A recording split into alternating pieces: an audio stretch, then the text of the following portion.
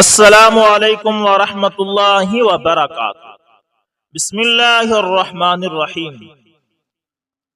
شہادت عثمان رضی اللہ تعالی عنہ۔ دوستو، اسلامی تاریخ میں نفاق کی ایک لکیر ہے۔ یہ لکیر حضرت عثمان رضی اللہ تعالی عنہ کے خون سے کھینچی گئی اور اسی میں اسلام کا پورا جاہو جلال دفن ہو گیا۔ حضرت عثمان رضی اللہ تعالی عنہ کی شہادت کی اصل بنیاد بنی ہاشم اور بنی امیہ کی خاندانی رقابت ہے۔ جب تک اس رقابت کی تشریح نہ کی جائے، شہادت کے صحیح اسباب روشنی میں نہیں آ سکتے۔ اس لیے سب سے پہلے ہم اسی مسئلے کی وضاحت پیش کرنا چاہتے ہیں۔ دوستو، حضرت اسماعیل علیہ السلام کی اولاد میں رسول اللہ صلی اللہ علیہ وسلم کے والد ماجد کے پردادا عبد و مناف کی شخصیت بہت اہم ہے۔ ان کے 4 بیٹے تھے: نوفل، مطلب، ہاشم، عبد الشمس۔ بنی ہاشم اور بنی امیہ کی رقابت کے معنی ہے ہاشم اور عبد الشمس کی اولاد کے نا اتفاقی۔ ہاشم اگرچہ عبد الشمس سے چھوٹا تھا، لیکن وہ اپنی لیاقت اور فیاضی سے قوم کا پیشوا بن گیا۔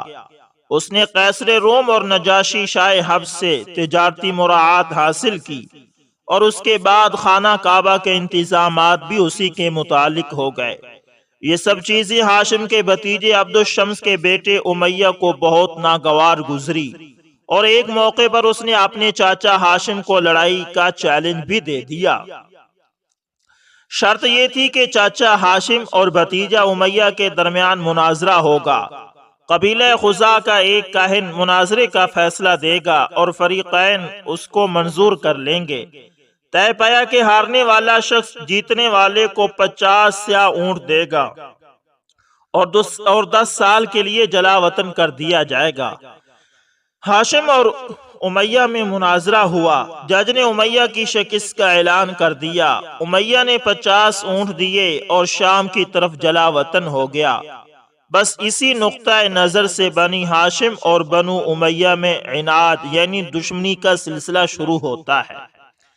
عہد نبوی میں اموی اور ہاشمی۔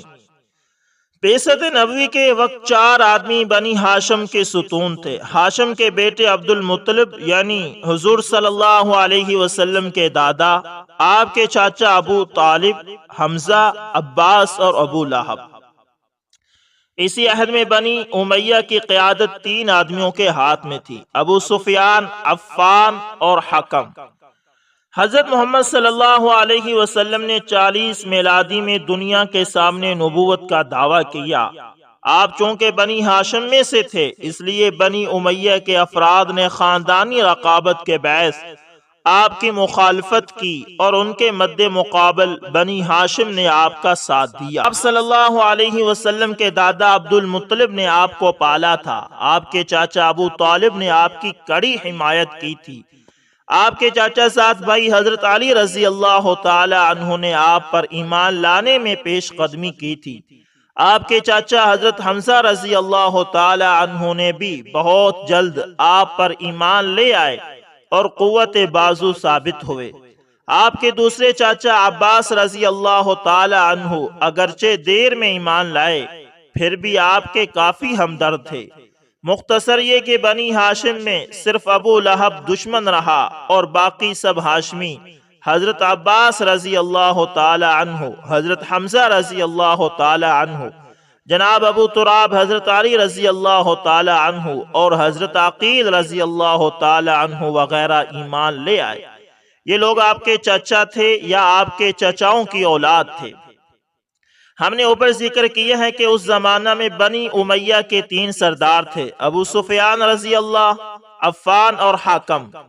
ان کے بعد ان کے بیٹے رئیس خاندان قرار پائے۔ ابو سفیان کے بیٹے امیر معاویہ رضی اللہ تعالی عنہ، عفان کے فرزند حضرت عثمان رضی اللہ تعالی عنہ اور حکم کے بیٹے مروان۔ ان سب میں عفان کے بیٹے حضرت عثمان رضی اللہ تعالی عنہ نے پیش قدمی کی اور مسلمان ہو گئے، اور باقی سب لوگ عام طور پر پیغمبر اسلام صلی اللہ علیہ وسلم کی مخالفت پر تلے رہے۔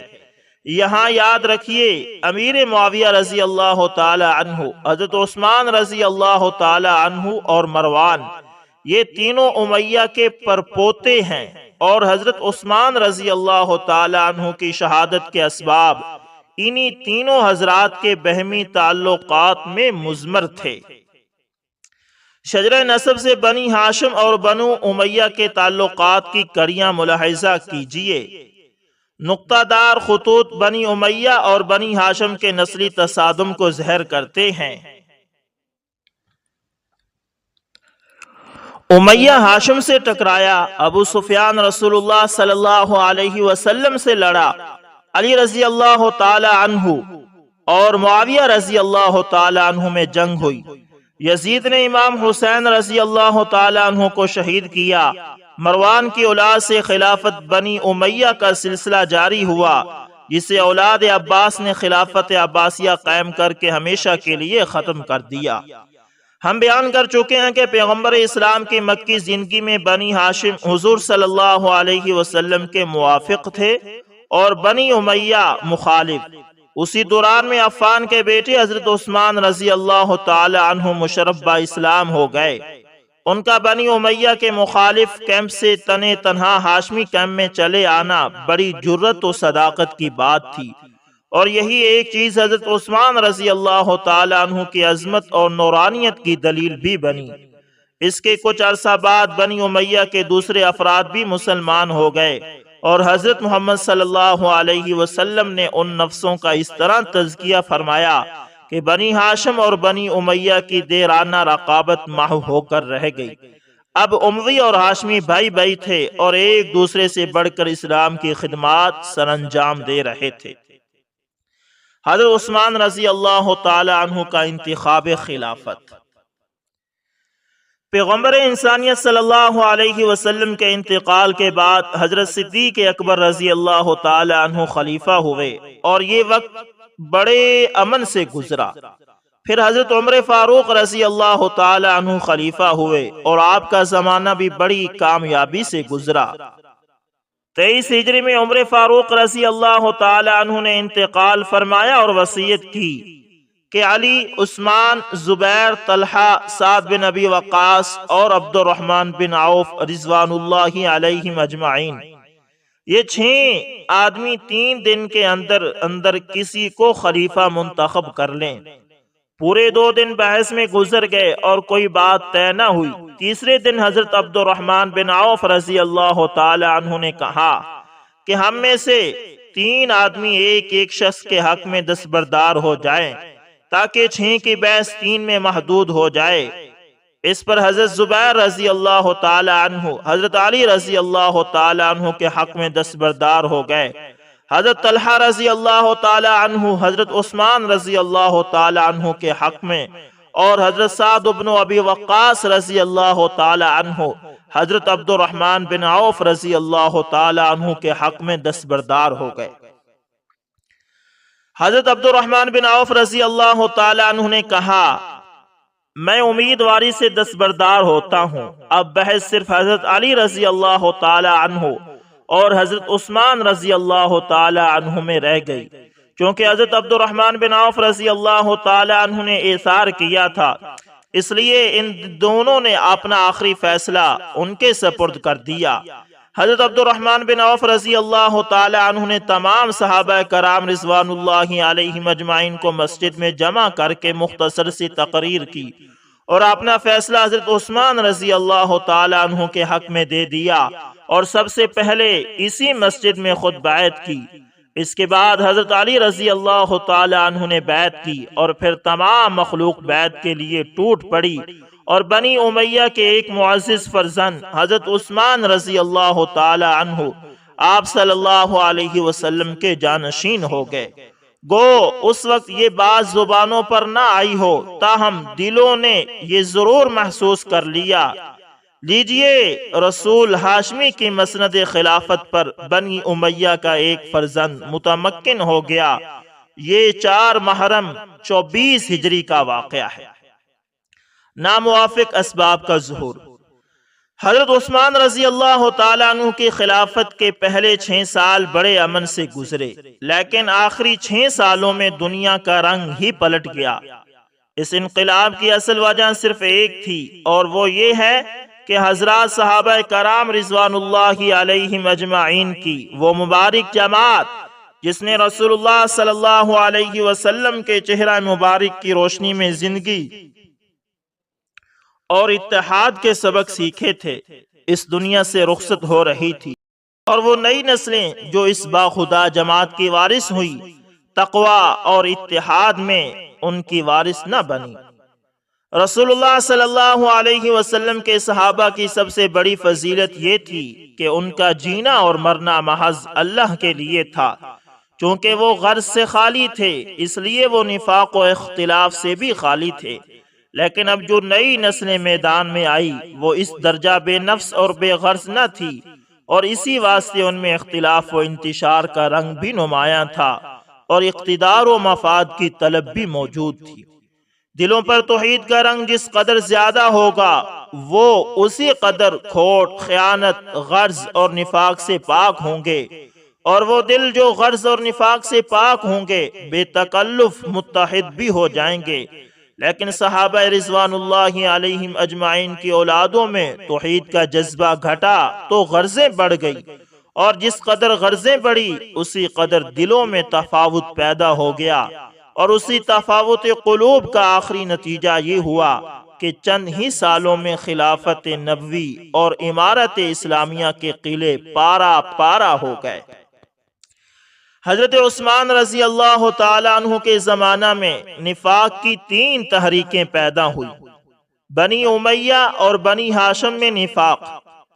ہاشمی لوگ اپنے آپ کو رسول اللہ صلی اللہ علیہ وسلم کا وارث سمجھتے تھے، اور خاندانی رقابت کے متحد یہ صورت حالات انہیں کچھ زیادہ پسندیدہ معلوم نہ ہوتی تھی کہ بنی امیہ کے سردار کا بیٹا رسول ہاشمی کے دین و حکومت کا امام ہو۔ نمبر 2، قریش اور غیر قریش میں نفاق۔ مسلمانوں کی تعداد بہت بڑھ گئی تھی۔ غیر قریش قبائل نے فتوحات اسلامی میں قریش کے دوش بدوش کام کیا تھا۔ انہیں یہ گوارا نہ تھا کہ افسری کا تاج صرف قریش ہی پہنتے رہے۔ نمبر 3، عرب اور غیر عرب میں نفاق۔ اسلام کی شعائیں روم، شام اور مصر تک پھیل چکی تھی۔ یہودی، مجوسی، عیسائی ہزارہاں کی تعداد میں حلقہ اسلام میں داخل ہو چکے تھے، اور مساوات اسلامیہ کے نظریے کے ماتحت اپنے آپ کو اہل عرب کے مساوی کہتے تھے۔ انہیں عربوں کی ترجیح گوارا نہ تھی۔ مختصر یہ کہ بنی ہاشم کا دل بنی امیہ سے متحد نہ تھا۔ عام عرب قریش کے اقتدار سے جلتے تھے، تمام اجمی عربوں کے اقتدار پر حسد کرتے تھے، یعنی حکومت کے اعلیٰ، درمیانی اور ادنا طبقوں میں حسب مدارج نفاق و اختلاف اور حسد و رقابت نے اپنے تخم ریزاں شروع کر دی تھی۔ غیر مطمئن عناصر کی تنظیم۔ سب سے پہلے کوفہ میں انقلابی اثرات ظاہر ہوئے، اور اشترانخی نے لوگوں میں یہ خیال پھیلایا کہ ازروع اسلام کوئی حق نہیں ہے کہ چند قریش تمام دنیا اسلام کو اپنا غلام بنائے رکھیں۔ کیونکہ عام مسلمانوں نے ممالک فتح کیے ہیں، اس لیے وہ سب امارت کے مستحق ہیں۔ غیر عربی عناصر نے اشترانخی کی تلقین کو بڑی تیزی سے قبول کیا۔ ایک سازشی پارٹی بنا لی گئی، اور سعید بن عاص رضی اللہ تعالی عنہ گورنر کوفہ کے خلاف پروپیگنڈا شروع کر دیا۔ گورنر نے اپنے بچاؤ کے لیے حضرت عثمان رضی اللہ تعالی عنہ کی منظوری لے کر اس انقلابی پارٹی کے 10 لیڈروں کو شام کی طرف جلا وطن کر دیا، جس کا نتیجہ یہ ہوا کہ بصرہ میں بھی ایک انقلابی پارٹی پیدا ہو گئی۔ کوفہ اور بصرہ میں جو کام اشترنخی نے کیا تھا، عبداللہ بن سبا مصر میں اس کا بیڑا اٹھا چکا تھا۔ جب عبداللہ بن سبا کو، جو ایک یہودی النسل نو مسلم تھا، بصرہ اور کوفہ کی سازشی پارٹیوں کا حال معلوم ہوا تو بے حل خوش ہوا، اور اس نے بہت ہی تھوڑی محنت سے ان تمام پارٹیوں کو منظم کر کے اس امر پر آمادہ کر لیا کہ حضرت عثمان رضی اللہ تعالی عنہ کو مسند خلافت سے معزول کر کے بنی امیہ کی طاقت کو توڑا جائے۔ اس نے اپنے مبلغ ہر طرف پھیلا دیے۔ یہ لوگ دینداری اور مولویت کا لبادہ پہن کر پہلے عام مسلمانوں کا اعتماد حاصل کرتے تھے، پھر انہیں حضرت عثمان رضی اللہ تعالی عنہ اور ان کے گورنروں کے خلاف شکایت سناتے تھے اور خیر خواہی اسلام کے پردے میں خلیفۃ المسلمین سے بدگمان کر دیتے تھے۔ انقلابی پروپیگنڈے کی کامیابی کا اندازہ اس سے کیجئے کہ محمد بن ابو حذیفہ رضی اللہ تعالی عنہ اور محمد بن ابو بکر صدیق رضی اللہ تعالی عنہ جیسے آدمی بھی تحریک انقلاب میں شریک ہو گئے، اور نوبت یہاں تک پہنچی کہ خود مدینہ منورہ کا حال بھی بگڑنے لگا۔ ایک دن حضرت عثمان رضی اللہ تعالی عنہ خطبہ جمعہ کے لیے کھڑے ہوئے۔ آپ حمد و ثنا کر رہے تھے کہ مجمع میں سے ایک شخص کھڑا ہو گیا اور کہنے لگا، عثمان، کتاب اللہ کی پیروی کر۔ حضرت عثمان رضی اللہ تعالی عنہ نے نہایت نرمی سے فرمایا، آپ تشریف رکھیے، مگر اثناء خطبہ یہ دوسری بار کھڑا ہو گیا اور پہلے جملے کا اعادہ کیا۔ حضرت موصوف نے پھر اسے بیٹھ جانے کی ہدایت فرمائی، وہ بیٹھا اور پھر کھڑا ہو گیا، مگر پیکر حلم عثمان رضی اللہ تعالی عنہ اب بھی بے تیش تھے۔ آپ نے پھر نرمی اور محبت سے فرمایا، آپ تشریف رکھیے اور خطبہ سنیے، کیونکہ یہ سب کچھ ایک سازش کے تحت تھا۔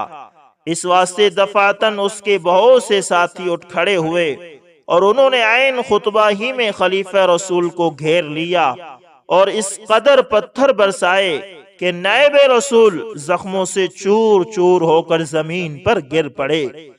پیکر حلم حضرت عثمان رضی اللہ تعالی عنہ کے صبر و تحمل کی داد دیجئے کہ آپ نے مفسدین سے کوئی باز پرس نہ کی، جو کچھ گزر چکا تھا اسے برداشت کر لیا اور سب کو معاف کر دیا۔ شورش پسندوں کے الزامات۔ مفسدین کی طرف سے حضرت عثمان رضی اللہ تعالی عنہ پر 5 اہم الزامات لگائے گئے تھے۔ نمبر 1، آپ نے اکابر صحابہ رضوان اللہ علیہم اجمعین کی بجائے اپنے نہ تجربہ کار رشتہ داروں کو بڑے بڑے عہدے دے رکھے ہیں۔ نمبر 2، آپ اپنے عزیزوں پر بیت المال کا روپیہ بے جا صرف کرتے ہیں۔ نمبر 3، آپ نے زید بن ثابت رضی اللہ تعالی عنہ کے لکھے ہوئے قرآن کے سوا باقی سب صحیفوں کو جلا دیا ہے۔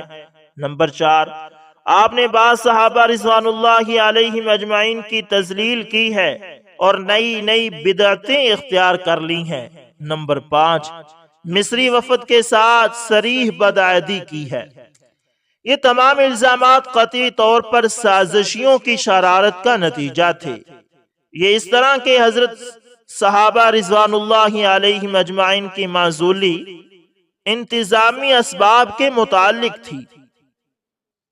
آپ کو نمبر وار بتا رہا ہوں۔ نمبر 2، عزیزوں کو آپ رضی اللہ تعالی عنہ نے جو کچھ دیا، یعنی عثمان رضی اللہ تعالی عنہ نے اپنے عزیزوں کو جو کچھ دیا وہ اپنے ذاتی مال سے دیا تھا، نہ کہ بیت المال سے۔ نمبر 3، آپ نے جس صحیفہ کو باقی رکھا وہ خود حضرت صدیق اکبر رضی اللہ تعالی عنہ نے تیار کرایا تھا، اور اس سے زیادہ مکمل و مستند صحیفہ اور کون ہو سکتا تھا جسے صدیق اکبر رضی اللہ تعالی عنہ نے تیار کروایا۔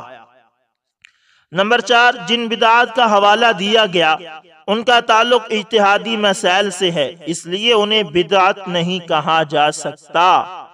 نمبر 5، مصری وفد کے حالات ابھی بیان کیے جائیں گے آگے۔ گورنروں کی کانفرنس۔ جب حضرت عثمان رضی اللہ تعالی عنہ کو ان شورشوں کا علم ہوا تو انہوں نے تمام صوبوں کے گورنروں کو جمع کر کے رائے طلب کی۔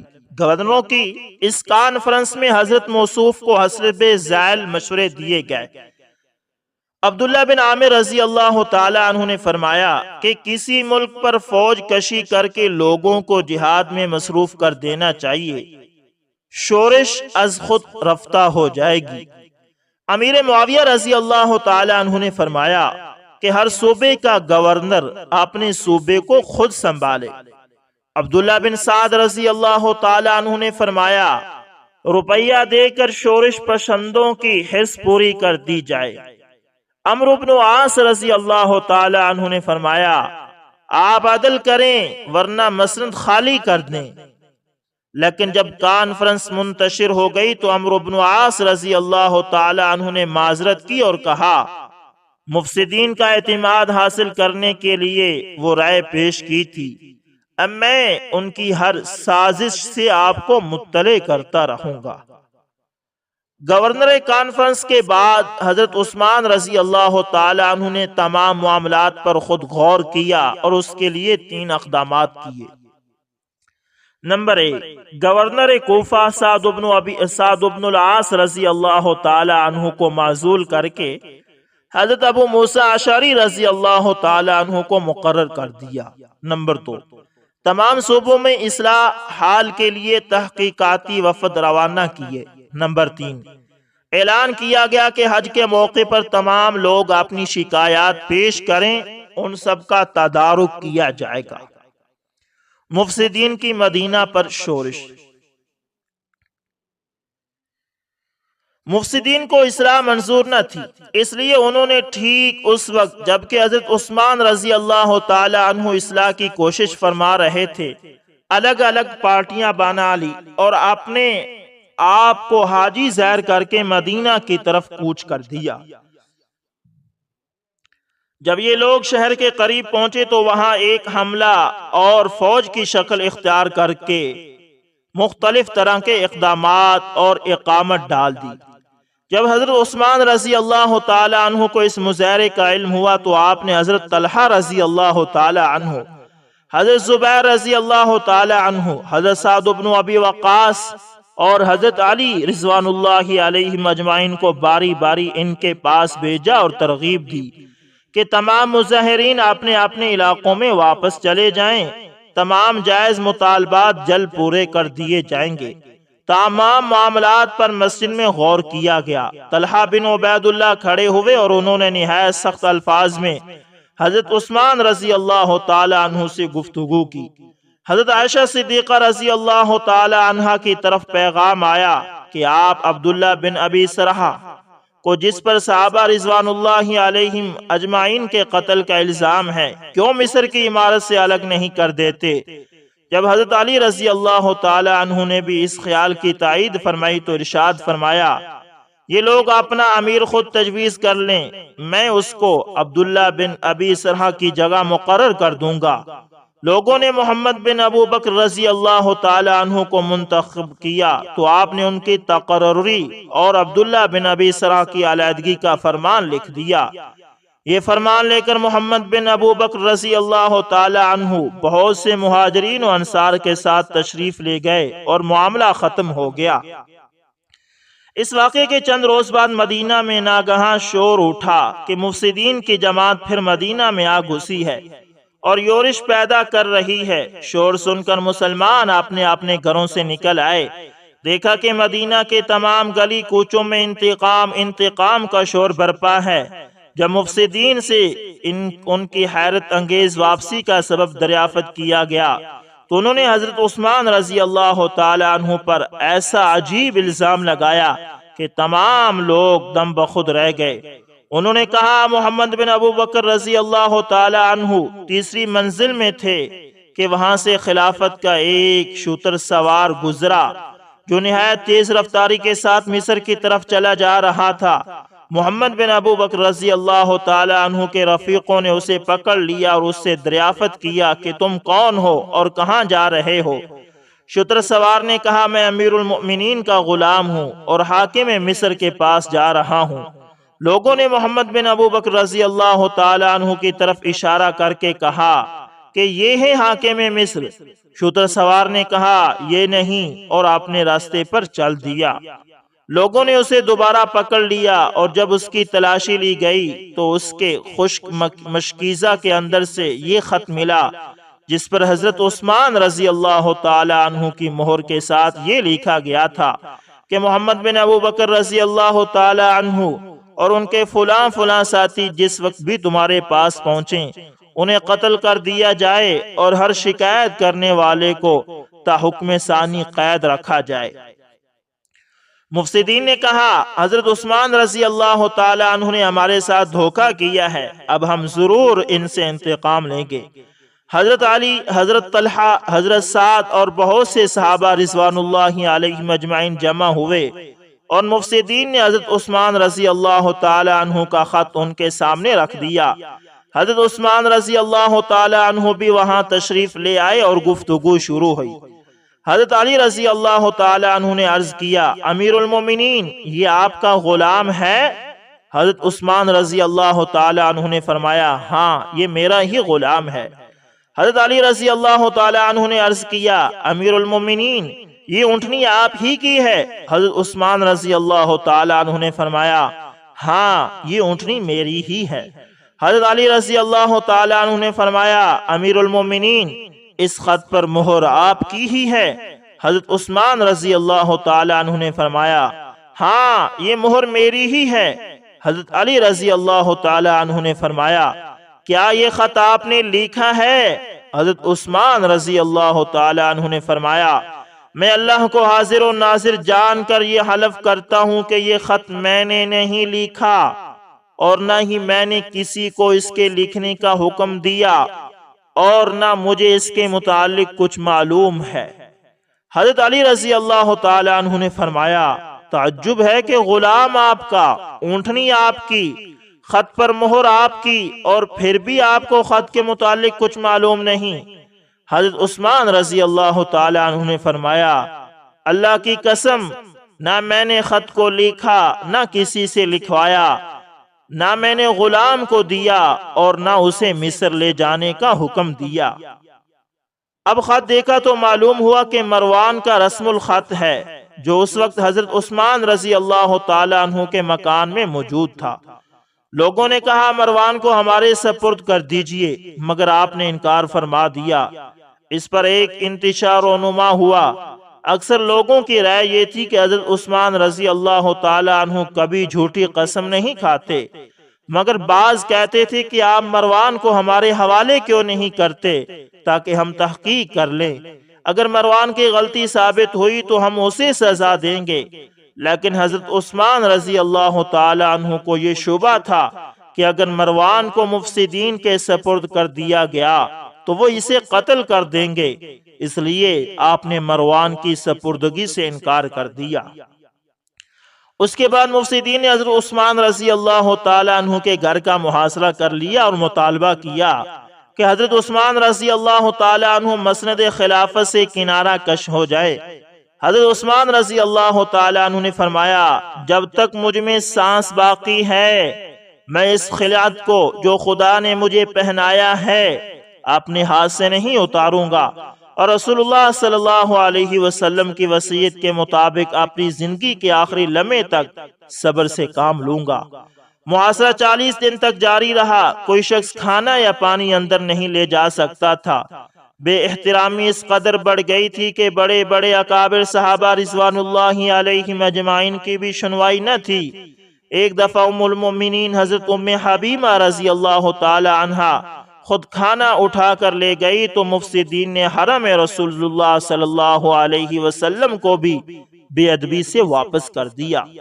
حضرت عثمان رضی اللہ تعالی عنہ نے حضرت علی رضی اللہ تعالی عنہ کو بلا بھیجا، مگر باغیوں نے انہیں داخلے کی اجازت نہ دی۔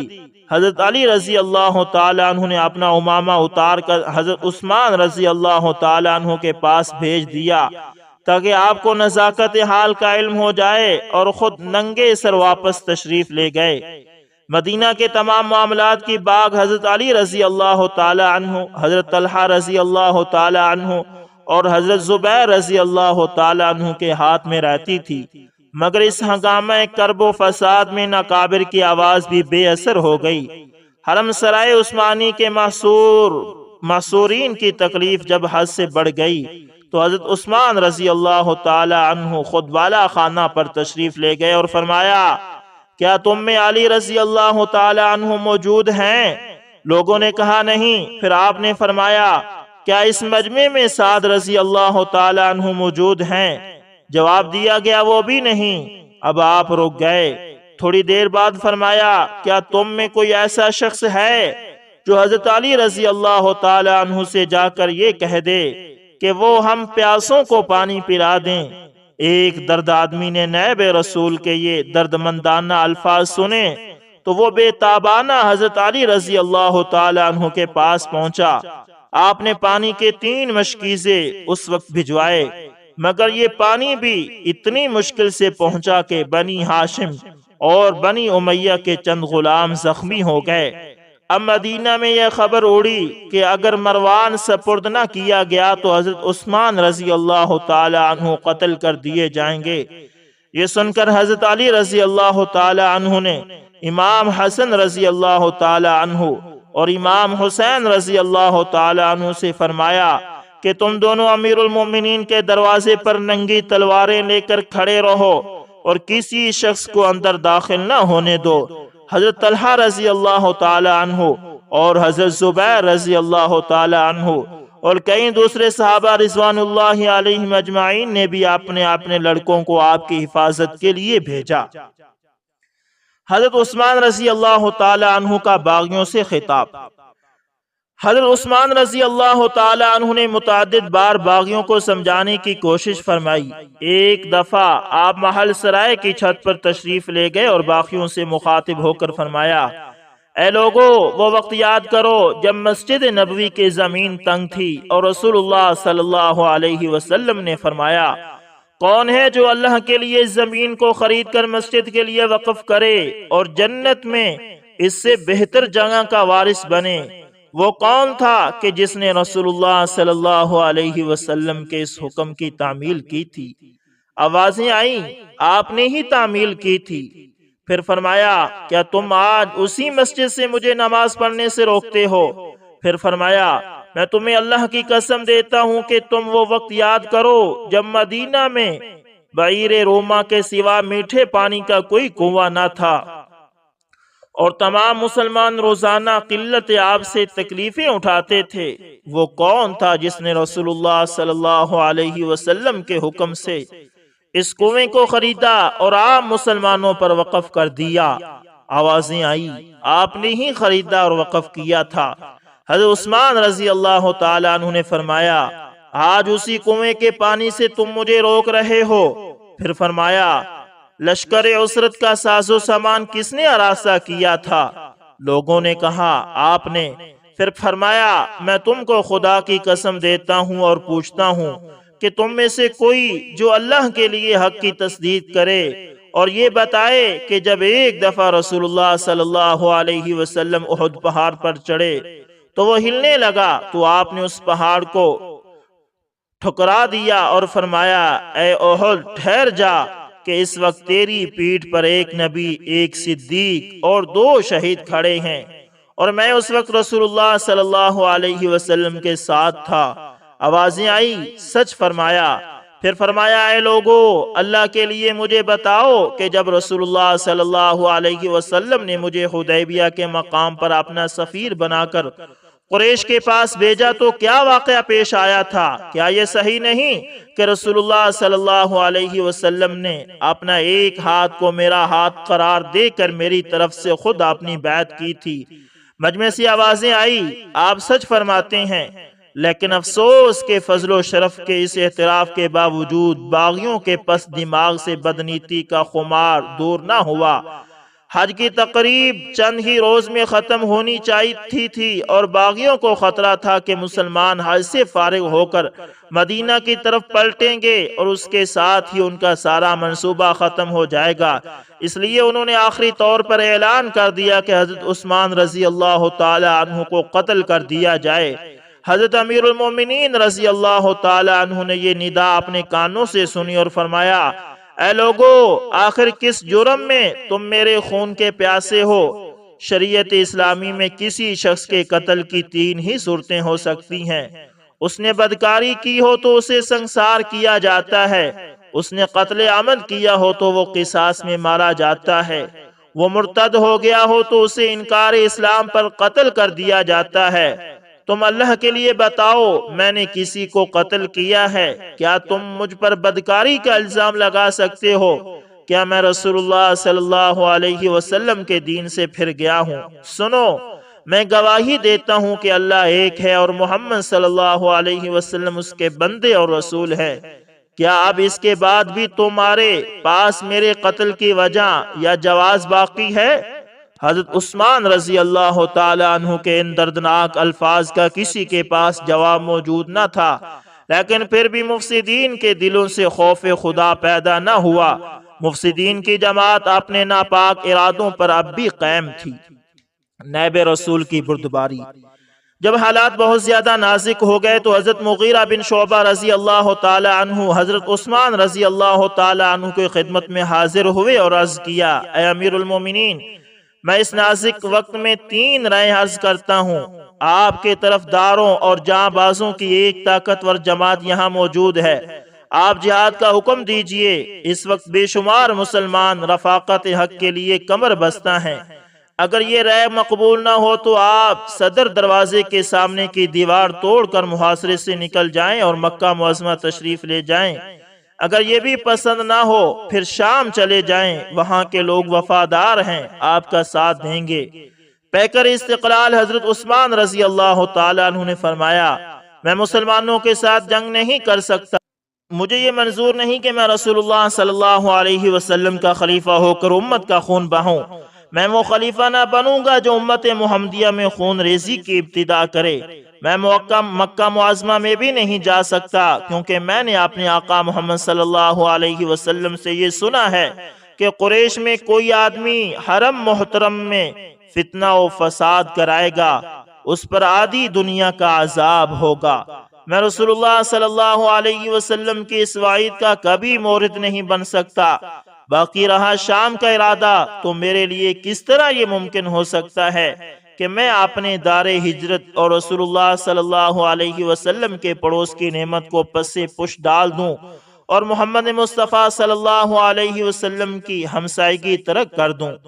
حالات اور زیادہ نازک ہو گئے تو آپ نے ابو ثور الفہی سے دردمندانہ ارشاد فرمایا، مجھے اپنے پروردگار سے بہت بڑی امیدیں ہیں اور میری 10 امانتیں اس کی بارگاہ میں محفوظ ہیں۔ نمبر 1، میں اسلام میں چوتھا مسلمان ہوں۔ نمبر 2، رسول اللہ صلی اللہ علیہ وسلم نے مجھ سے اپنی صاحبزادی کا نکاح کیا۔ نمبر 3، ان کا انتقال ہو گیا تو دوسری صاحبزادی نکاح میں مرحمت فرمائی۔ نمبر 4، میں نے کبھی نہیں گایا۔ نمبر 5، میں نے کبھی بدی کی خواہش نہیں کی۔ نمبر 6، جس وقت سے میں نے رسول اللہ صلی اللہ علیہ وسلم کی بیعت کی ہے، میں نے اپنا وہ دایاں ہاتھ کبھی اپنی شرمگاہ کو نہیں لگایا۔ نمبر 7، جب میں مسلمان ہوا ہوں ہر جمعہ کے دن میں نے ایک غلام آزاد کیا، اور اگر کبھی میرے پاس نہیں تو میں نے اس کی قضا ادا کی۔ نمبر 8، میں نے زمانہ جہلیت یا اسلام میں کبھی زنا نہیں کیا۔ نمبر 9، میں نے زمانہ جہلیت یا اسلام میں کبھی چوری نہیں کی۔ نمبر 10، میں نے رسول اللہ صلی اللہ علیہ وسلم کی حیات پاک ہی میں قرآن کریم حفظ کر لیا تھا۔ حالات پہلے سے بھی زیادہ نازک ہو گئے۔ اس وقت حضرت عبداللہ بن زبیر رضی اللہ تعالی عنہ حاضر خدمت ہوئے اور عرض کی، اے خلیفہ رسول، اس وقت 700 جان بازوں کی جمعیت محل سرا کے اندر موجود ہے، ایک بار اجازت دیجئے کہ ہم باغیوں کی طاقت آزما لیں۔ ارشاد فرمایا، میں اللہ کا واسطہ دیتا ہوں کہ ایک مسلمان بھی میرے لیے خون نہ بہائے۔ پھر 20 غلاموں کو جو گھر میں موجود تھے طلب فرمایا، وہ حاضر ہوئے تو فرمایا، آج تم اللہ کے لیے آزاد ہو۔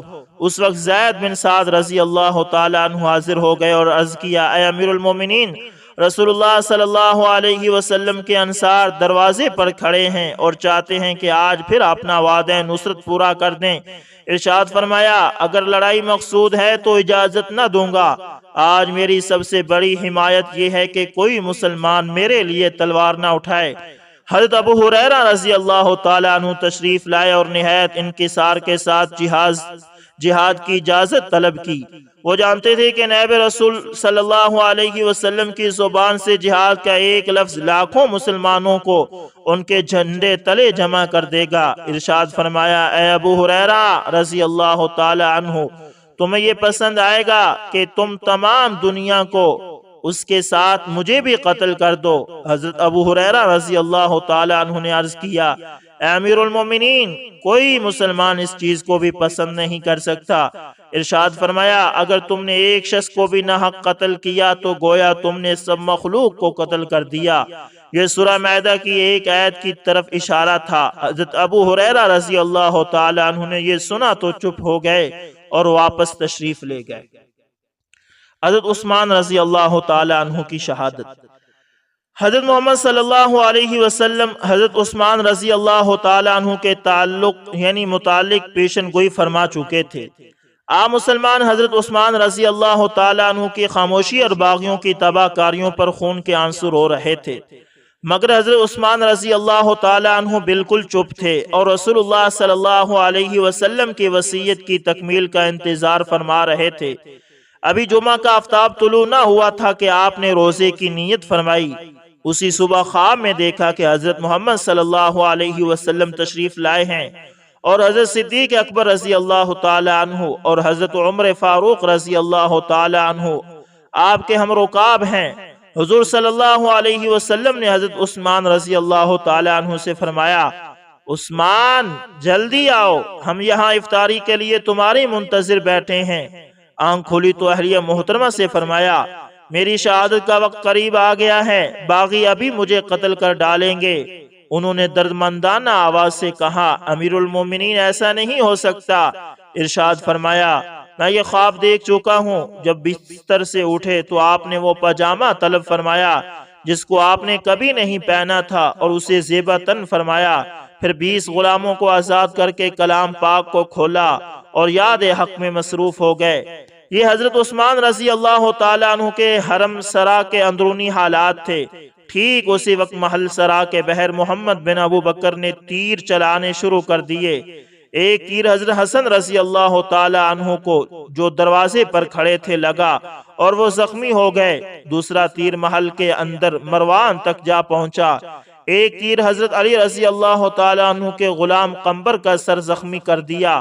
محمد بن ابو بکر کو خوف پیدا ہوا کہ امام حسن رضی اللہ تعالی عنہ کا خون رنگ لائے بغیر نہیں رہے گا۔ یہ سوچ کر انہوں نے اپنے 2 ساتھیوں سے کہا، اگر بنی ہاشم پہنچ گئے تو وہ حسن رضی اللہ تعالی عنہ کو زخمی دیکھ کر عثمان رضی اللہ تعالی عنہ کو بھول جائیں گے اور ہماری تمام کوشش ناکام ہو جائے گی۔ اس لیے چند آدمی اسی وقت محل سرا میں کودے۔ محمد بن ابو بکر کے ساتھیوں نے اس تجویز کے ساتھ اتفاق کیا اور اسی وقت چند باغی دیوار پھاند کر محل سرا میں داخل ہو گئے۔ اس وقت جتنے بھی مسلمان محل سرا میں موجود تھے، اتفاق سے وہ سب اوپر کی منزل میں بیٹھے تھے اور حضرت عثمان رضی اللہ تعالی عنہ نیچے کے مکان میں تنے تہا مصروف تلاوت تھے۔ محمد بن ابو بکر نے قابل صد افسوس حرکت کا ثبوت دیا، آگے بڑھے اور ہاتھ بڑھا کر حضرت عثمان رضی اللہ تعالی عنہ کی ریش مبارک پکڑ لی اور اسے زور زور سے کھینچنے لگے۔ حضرت عثمان رضی اللہ تعالی عنہ نے ارشاد فرمایا، بھتیجے، اگر آج حضرت ابو بکر صدیق رضی اللہ تعالی عنہ زندہ ہوتے تو اس منظر کو پسند نہ فرماتے۔ اب محمد بن ابو بکر پشیمان ہوا اور پیچھے ہٹ گیا، مگر کنانہ بن بشر نے پیشانی مبارک پر لوہے کی سلاخ سے ایک دردناک ضرب لگائی اور رسول اللہ صلی اللہ علیہ وسلم کا یہ بزرگ ترین نائب فرش زمین پر گر پڑا اور فرمایا، بسم اللہ توکلت علی اللہ۔ دوسری ضرب سودان بن حمران نے ماری جس سے خون کا فوارہ چل نکلا۔ عمرو بن حم کو یہ صفاحیت ناکافی معلوم ہوئی۔ یہ ذلیل ترین بدوی نے حضرت عثمان رضی اللہ تعالی عنہ کے سینے پر کھڑے ہو گیا اور جسم مبارک و اطہر کو نیزے سے چھیدنے لگا۔ اسی وقت ایک اور بے رحم نے تلوار چلائی اور حضرت نائلہ رضی اللہ تعالی عنہا ہاتھ سے روکا تو ان کی 3 انگلیاں کٹ کر گر گئی۔ اسی کشمکش کے دوران حضرت امیر المؤمنین بے دم ہو رہے تھے کہ مرغ روح قفس انصری سے پرواز کر گئی۔ انا للہ و انا الیہ راجعون۔ جلادی اور بہیمیت کا یہ دردناک واقعہ صرف حضرت نائلہ رضی اللہ تعالی عنہ کے غم نصیب آنکھوں کے سامنے ہوا۔ انہوں نے حضرت عثمان رضی اللہ تعالی عنہ کو ذبح ہوتے دیکھا تو آپ کوٹھے پر چڑھ کر چیخنے لگی، امیر المومنین شہید ہو گئے۔ امیر المومنین کے دوست دوڑتے ہوئے نیچے آئے تو حضرت عثمان رضی اللہ تعالی عنہ فرش خاک پر کٹے پڑے تھے۔ جب یہ مصیبت انگیز خبر مدینے میں پھیلی تو لوگوں کے ہوش اڑ گئے اور مدہوشانہ دوڑتے ہوئے محل سرا کی طرف آئے، مگر اب یہاں کیا رکھا تھا؟ حضرت علی رضی اللہ تعالی عنہ نے امام حسن رضی اللہ تعالی عنہ کو ایک زوردار تماچا مارا، ایک مکہ امام حسین رضی اللہ تعالی عنہ کو چھاتی پر دیا، مگر اب یہ سب کچھ بعد از وقت تھا۔ حضرت عثمان رضی اللہ تعالی عنہ محل سرا کے اندر خون میں ڈوبے پڑے تھے، مگر محاصرہ اب بھی جاری تھا۔ 2 دن تک نعش مبارک وہی بے گورو کفن پڑی رہی۔ تیسرے دن چند خوش قسمت مسلمانوں نے اس خونی لباس میت کو کندھا دیا۔ صرف 17 مسلمانوں نے نماز جنازہ پڑھی اور کتاب اللہ کے سب سے بڑے خادم اور سنت رسول اللہ صلی اللہ علیہ وسلم کے سب سے بڑے عاشق کو جنت البقیع کے گوشہ میں ہمیشہ ہمیشہ کے لیے سلا دیا گیا۔ چونکہ حضرت عثمان رضی اللہ تعالی عنہ اس وقت تلاوت فرما رہے تھے اور قرآن مجید سامنے کھلا تھا، اس لیے خون ناحق نے جس آیت پاک کو رنگین فرمایا تھا وہ یہ تھی، فَسَيَكْفِيكَهُمُ اللَّهُ وَهُوَ الْعَلِيمُ الْحَكِيمُ، خدا کی ذات تم کو کافی ہے، وہ علیم ہے اور حکیم ہے۔ جمعے کے دن عصر کے وقت شہادت ہوئی۔ حضرت زبیر بن مطعم رضی اللہ تعالی عنہ نے نماز جنازہ پڑھائی۔ حضرت علی رضی اللہ تعالی عنہ نے دونوں ہاتھ اٹھا کر فرمایا، میں عثمان رضی اللہ تعالی عنہ کے خون سے بری ہوں۔ سعید بن زید رضی اللہ تعالی عنہ نے کہا، لوگو واجب ہے کہ اس بدعمالی پر کو احد پھٹے اور تم پر گرے۔ حضرت انس رضی اللہ تعالی عنہ نے فرمایا، عثمان رضی اللہ تعالی عنہ جب تک زندہ تھے خدا کی تلوار نیام میں تھی، آج اس شہادت کے بعد یہ تلوار نیام سے نکلے گی اور قیامت تک کھلی رہے گی۔ حضرت ابن عباس رضی اللہ تعالی عنہ نے فرمایا، اگر حضرت عثمان رضی اللہ تعالی عنہ کے خون کا مطالبہ نہ کیا جاتا تو لوگوں پر آسمان سے پتھر برستے۔ حضرت سمرہ رضی اللہ تعالی عنہ نے کہا، قتل عثمان رضی اللہ تعالی عنہ کا رخنہ قیامت تک بند نہیں ہوگا اور خلافت اسلامی مدینہ سے اس طرح نکلے گی کہ وہ قیامت تک کبھی مدینہ میں واپس نہیں آئے گی۔ کعب بن مالک رضی اللہ تعالی عنہ نے شہادت کی خبر سنی تو ان کی زبان سے بے اختیارانہ چند دردناک اشعار نکلے، جن کا ترجمہ یہ ہے، آپ نے اپنے دونوں ہاتھ باندھ لیے اور اپنا دروازہ بند کر لیا اور اپنے دل سے کہا، اللہ تعالیٰ سب کچھ جانتا ہے۔ آپ نے اپنے ساتھیوں سے کہا، دشمن کے ساتھ لڑائی مت کرو، آج جو شخص میرے لیے جنگ نہ کرے وہ خدا کی امان میں رہے۔ اے دیکھنے والے، حضرت عثمان رضی اللہ تعالی عنہ کی شہادت سے آپس کا میل محبت کس طرح ختم ہوا اور اللہ نے اس کی جگہ بغض و عداوت مسلط کر دی۔ حضرت عثمان رضی اللہ تعالی عنہ کے بعد بھلائی مسلمانوں سے اس طرح دور نکلے گی جس طرح تیز آندھیاں آتی ہیں اور چلی جاتی ہیں۔ تو دوستو یہ تھے حضرت عثمان رضی اللہ تعالی عنہ، جن کی زندگی اور شہادت کے نہایت ہی غمگین لمحات اور نہایت ہی غمگین واقعات آپ کے ساتھ شیئر کیے گئے ہیں۔ امید کرتا ہوں ویڈیو اچھی لگی ہوگی، پسند ہے تو لائک شیئر کمنٹ لازمی کریں، اور اگر آپ ہمارے چینل ایس انفارمیشن ٹی وی پر نئے تو اس کو لازمی سبسکرائب کریں اور ساتھ میں بیل کے نشان کو دبانا نہ بھولیے گا تاکہ ہر نئی ویڈیو کا نوٹیفیکیشن آپ تک پہنچتا رہے۔ ملتے ہیں کسی نیکسٹ اچھی سی ویڈیو کے اندر، تب تک کے لیے اللہ حافظ، جزاکم اللہ خیر۔